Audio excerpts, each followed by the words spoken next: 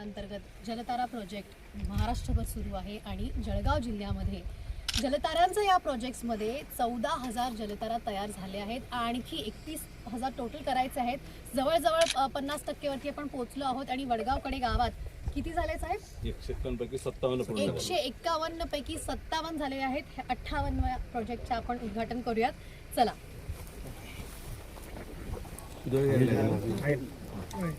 थांबा थांबा ते करते नारळ वाढून घ्या आणि जोरदार नाही तुम्हीच करा एक आमचं महिलांना नको हा म्हणजे आमच्या बांगड्या फुटतील काही होईल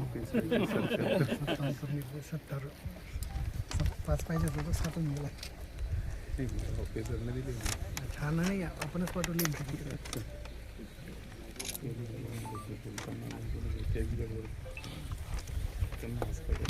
छत्रपती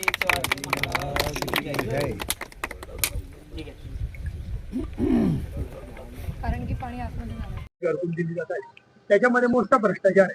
म्हणजे घरकुल न बांधता सगळं अनुदान देऊन टाकलं।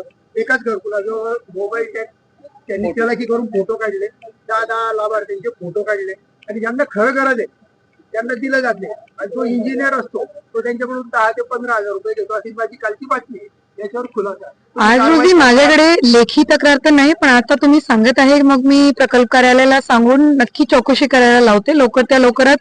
म्हणजे जर असे खोटे घरकुल किंवा पैसे जात असेल तर त्या लाभार्थ्यांच्या नुकसान आहे आणि जिल्हा परिषद त्याच्यावर कठोर कार्यवाही करेल। दुसरा एक प्रश्न जिल्हा परिषदे शाळेविषयी आता आमदार साहेब बोलले पण जिल्हा परिषदेकडे दुर्लक्ष मूळ शिक्षकांचंच होतंय। ते बाहेर जाऊन अपडाऊन करतात वेळेवर येत नाही आले तर मोबाईल मध्ये करतात। आज आमच्याकडे शूट आहे त्यांना काय शिकणार शिक्षकांचा रिव्ह्यू आमच्याकडे चालतो निपुणचा किंवा त्यांच्या स्कॉलरशिपचा त्यामध्ये ज्यांचा निकाल कमी येते त्यांच्या वेळोवेळी माझ्याकडे आढावा आहे। आणि अजून एक केंद्र शासनाची ऍप आलेली आधार बेस्ड अटेंडन्स ते आपण मेडिकलला म्हणजे आरोग्य केंद्राला लागू केलेली आहे। त्याला ZP ला लागू करू आणि मग त्यांचे वेळेवर येणे वगैरे सगळ्या गोष्टीचं मॅनेज करू। थँक्यू।